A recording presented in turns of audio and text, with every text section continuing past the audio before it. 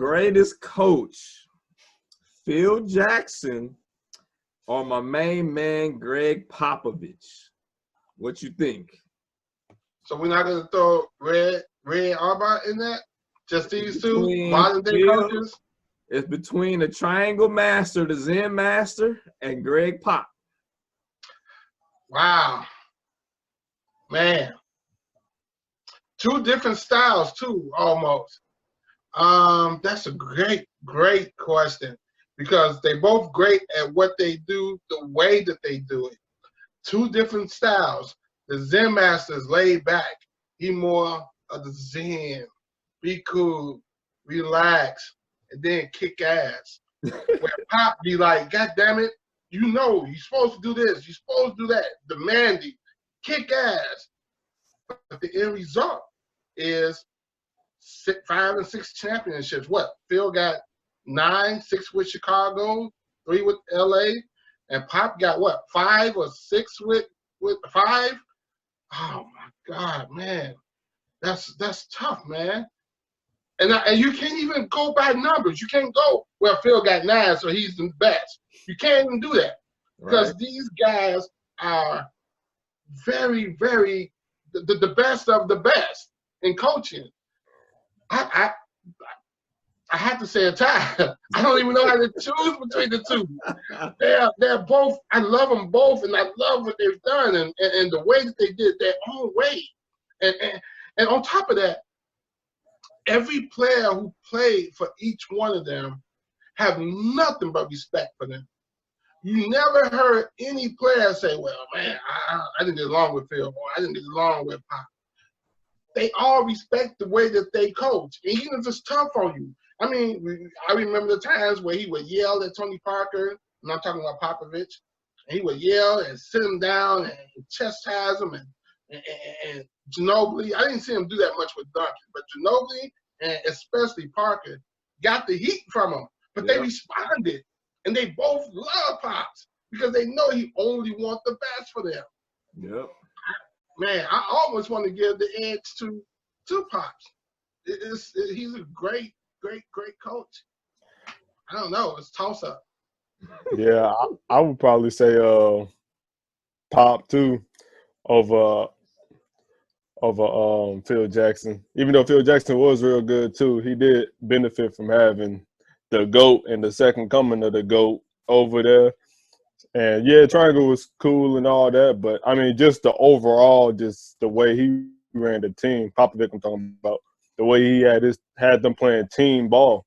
I felt, I mean, I can't really say because I wasn't watching basketball like that back in the day, but from what I've seen, I would probably get the edge to Pop, just because I feel like he was more of the whole team, like he had the whole team playing and all playing at a certain standard, and I think he almost probably demanded a little more respect than Phil Jackson, even though Phil Jackson had a lot of respect too. But like you said, the way Papa was yelling at Parker and all them, I felt like, they knew that he really knew how to get it done. And yeah, having Jordan and Kobe for Phil Jackson, I think helped him out a lot. But he also still one of the greats too. So I'll probably get an edge to Popovich by a little bit, but Phil Jackson second as far as I know. I agree. And you gotta keep in mind, like Phil Jackson coached arguably the 2 best players to ever play the game. You know what I mean? And the second best wingman in the history of the game too. Yeah. So you gotta take that into account. And those Bulls teams, man, they were good. Best big man ever too. Oh, yeah. So and plus, I'm a Spurs fan. I gotta give it to my man Pop, man, because the way the Spurs play is like you don't know who gonna give you the most points each night. Like it could be Duncan, it could be Parker, it could be Ginobili. When they had David Robinson, it could be him. Yeah. Like his coaching style, man. Like I've never seen another coach who can put all that together and then nobody is selfish. You know what I mean? Like when the game on the line, anybody could get the ball. You run the play and whoever open gonna get the ball. Like I like watching their offense back in their prime because their ball movement was so good. They always Pop and Phil Jackson. I give it to Pop over Phil just because another reason too, they beat the Lakers in their prime when Shaq and Kobe was killing everything. They had Kobe on the bench crying. Him and Derek Fisher was on the bench crying when they lost. So that's another reason I got to give it to my man Pop, man. He beat one of the most dominant teams ever in the Western Conference Finals, man. You got to give him credit for that one. Now, so what I would say about that, again, like I stated before, Pops, I'll probably get an edge to Pops. And I do want to say something about Phil Jackson in a moment. But to respond to what you just said, they beat the Lakers in their prime, but the Lakers was also coming off back-to-back championships. So with that, it is so hard to maintain that hunger after you continue to win. So, and they also picked up guys who was past their prime, like GP and Karl Malone, them guys just trying to get rings. They weren't at the top of their game either.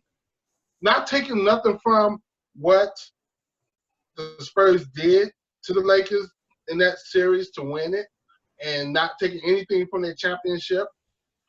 I just personally don't look at that being a great battle, those two teams, and the Lakers being their full selves, just because the Lakers wasn't as hungry as the Spurs were, because they just won 3 in a row. Again, I don't want to sound like I'm taking anything from the Spurs. They won, and that's great, and they earned that victory. But had they played each other, you know, in 2001 or 2002, when the Lakers only won one or haven't won it yet, and beat the Lakers, that would be something to say, oh my God, they beat those Lakers and stopped them from getting the championship. That would have been that. So I don't want to sound like a little chump or something, but you kind of see what I'm saying.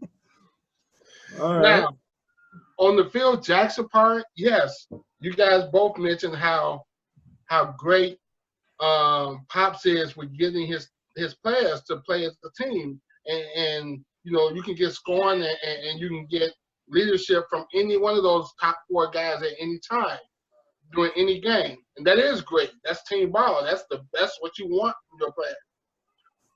But Phil Jackson wasn't no slouch. Yes, he had Michael Jordan, Scottie Pippen, but he also got the rest of those guys, and I'm talking John Paxson, I'm talking Horace Grant, Steve Curry, B.J. Armstrong. He got those guys to understand what they individually bring to this team, what they do well, and only focus on doing what they do well. Not going out and say, I need to do this, I need to do that. No. Know your role, play your role. Everybody biting in this triangle. Even Jordan was hesitant to bat in the triangle, but he understood it's for the better of the team. He's going to still get his shots, he's going to still get his points, but that triangle is going to help by moving the ball around. Phil got those guys to believe into that and to do that, and got those role players to play their role.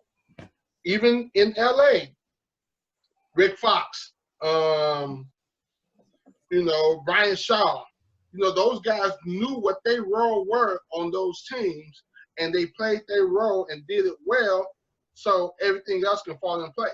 Shaq and Kobe did what they did, but those other role players knew what they had to do, their role, not to do too much, just do their role and make this a winning team. So Phil was able to bring them together on that. I agree. So with that being said, I still think Pops may get the edge because of just, I mean, it was almost easier for Kobe and Shaq and the Lakers to listen and fall under Phil Zen, because they saw what it did for the Chicago Bulls. by doing it that way. 6 championships. Come on, this coach can't be wrong. Let's listen to him and do what he's going to tell us to do, and we'll get the results of the championships. So it was a little easy for them to buy into that. But remember when Kobe and Shaq was feuding and going at it with each other, Phil was able to say, hey, I don't give a fuck what y'all do and how y'all feel about each other. We got to come together as a team to win these championships. Yeah. He was able to do that. Yeah. That's a good topic, man. It's just that's a hard pick. It's very hard, man. You got to take into account, too, the Spurs' last championship. All right, the year before, they had the Heat beat, but that damn rebound came off to Chris Bosh, and he kicked it to Ray Allen, all net. That was the Worst series decision. right there. I was like, they going back to Miami. Ain't no way they're going to win again. They lost that series. They came back the next season and whooped them. They whooped the Heat the next year. You know what I mean? Like, it ain't too many teams that can do that, man. You know what I'm saying? Like, that's like some old school Lakers versus Celtics type stuff right there. Like, they lost. You know what? We're going to come back next year. We're going to whoop them. And they whooped them thoroughly. They whooped them. You right. I mean, they didn't just beat them. They whooped them. I mean, remember, they were so hot. They was moving that ball around. And whenever the open person took the shot, it was dropping. They had to call. Yeah, I see you, Orlando. Locking up, boy. Where you going, Brian? They actually broke up the Heatles. That dominant victory over them, LeBron was like, man, fuck this. I'm out. That was display of basketball, the best I've ever seen. I've seen the old school Celtics and the old school Lakers, how they Showtime and how they moved the ball and ran and just dominated. I've seen that, and Showtime was great. I know, you may not have seen how Showtime was back in the day. Just highlights. Great. Well, San Antonio brought Showtime to the Spurs brought Showtime to San Antonio, because that series, them guys was just moving that ball and penetrate, kick, move it, rotate, and bam, knock down the shot. Oh my God, it was like poetry in motion, man. Yeah. That was great. Yeah. Yeah, I had to do the edge to Pop if I had to choose. Yeah, I think Pop got it on that one. Yeah, that's another one we all agreeing on, huh? All right. Different perspectives, though, but yeah. Yeah.